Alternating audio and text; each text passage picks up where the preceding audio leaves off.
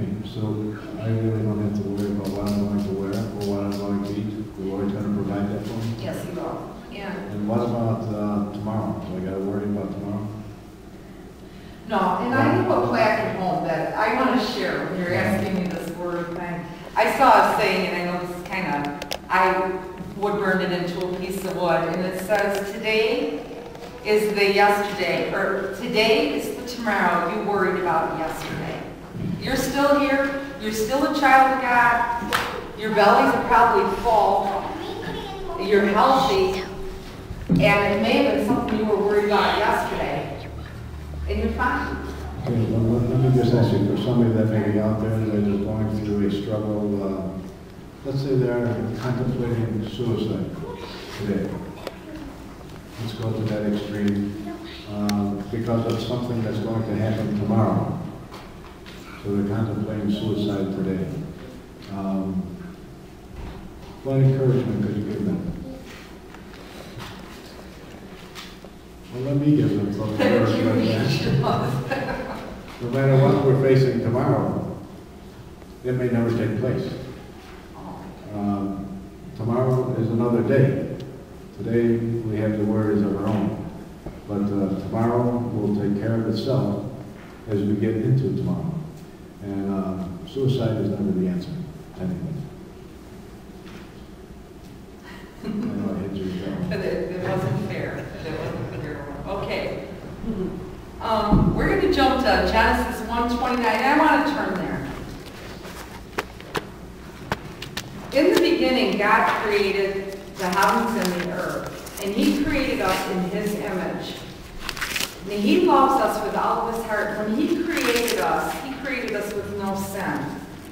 And this is before sin, this verse I want to read, which is number 29, 129. And God said, see, I have given you every herb that yields seed, which is on the face of all the earth, and every tree whose fruit yields seed. To you it shall be for food. The Lord meets our needs in our food, in our spiritual walk, through His grace. He made us in His image, and He loves us with all of His heart. He wants us in heaven with Him. He doesn't want to see us suffering. And when we can open up our eyes to the fact that the Lord does meet those needs. Okay. Well, does He meet the needs in a supermarket? Let's say I'm hungry. How about a restaurant? Is that the only way He meets those needs? No, He's meeting them. Anyway, the Lord met the needs back in the Garden of Eden. It's right here. The supermarket kind of took this knowledge away from us. We've become a culture that we're in a rush, so we run to the supermarket, or we're in a rush, so we run to McDonald's, who prepares it for you. We run here and there. But the Lord has put all of this food in the ground from square one, from creation. It says, and God said, see, I have given you every herb that yields seed. He put that there. And that food is there for us. And in times to come, if the grocery store closes and we can't go there, the seed is there. The Lord says so. Through the sin of Adam, now we have thorns and we have things that we don't want to be eating, and we do need to know the difference. So there are things already growing now that we could survive on.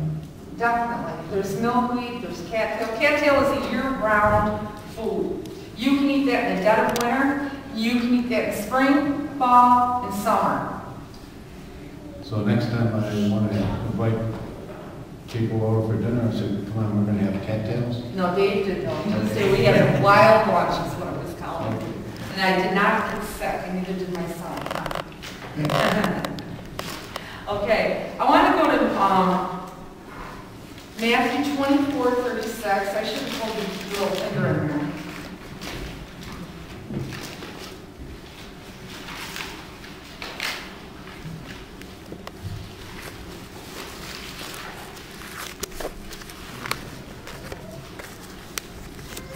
But of that day and hour no one knows, not even the angels of heaven, but my Father only.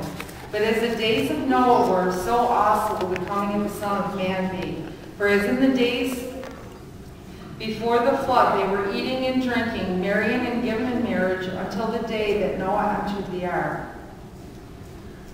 Okay, so in the end, things are going to be the same as they were on Noah's day? They already are. How do we know? Don't you think that? Well, this just says eating and drinking, and we've been eating and drinking, all of our lives.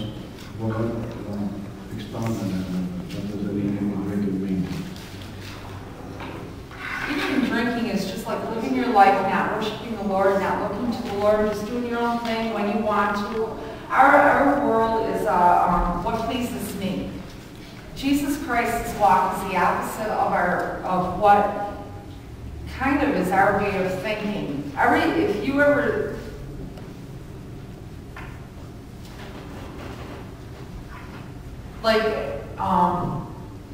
when he came to the earth and he was teaching us, the reason people were so fascinated, one of the reasons is he was asking them to do the opposite of what they were used to doing. Our world says get rich, rich, rich. And Jesus says give, give, give. Right. Then what about the marrying within marriage? What does that mean? In the days of Noah, they were marrying and they were married. What does that mean? It was just, life was just... Were they getting divorced? I don't know if they did back then, did they? Yes, they did. Yeah, thank you. Okay, so there was marrying and divorce and marrying and divorce and just going on continually. Okay. What were the days like before, besides that? Okay, they were very evil, and I wanna go to that. The days of Noah, just think of all the people on the earth, and I really don't know how many were on the earth at that time, but God found one man, Noah, who walked proper in the sight of the Lord. And did he say to Noah, the earth is evil, and so I think I'm just going to pick you right up, and I'm going to clean the earth, and I'm going to set you back down, and it's all going to be said and done. He didn't say that to Noah. Well, how does that apply to the end days? I'm gonna go there. I was just getting a bigger away. Okay. And God said to Noah, the end of all flesh has come before me, for the earth is filled with violence. Do not, and behold, I will destroy them with the earth. As in the day of Noah, we had evil and we had violence. As in the day of us right now, we have evil and we have violence, and it steadily grows day after day after day.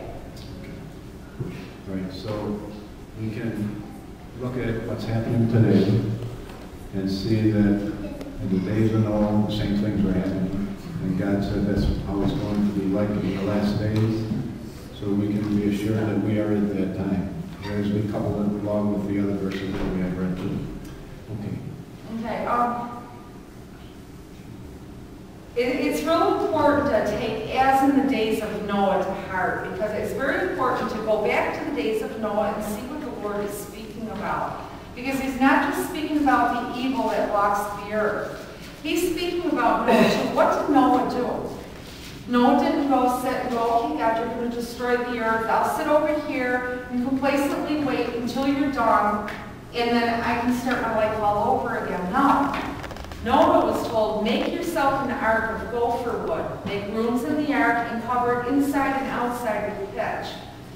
So he was told to prepare. Right, in a land that knew no rain. Now you have a man building a very big boat, an ark. It took him 120 years to build that ark in a land that knew no water. So you have the scoffers, which we have today. He had them too. They were laughing at him and making fun of him, but he continued on. And Noah didn't, and then God didn't say, okay, now get out of that ark and take my animals and get on the ark, and I'm going to prepare everything for you. I'm going to take care of you while you're on the ark. God said, and you shall take for yourself of all food that is eaten, and you shall gather it to yourself, and it shall be food for you and for them. Okay, so we have to prepare, or be prepared for the end times. Right. We have to know what's out there that God has already provided for us, but we have to go gather. Right. A year ago, I had this guy's going to teach about plants today. He's been speaking to me for 5 years, and for 5 years, I have sat there, I didn't want to know nothing about prophecy. And I love to read the promises of the Lord,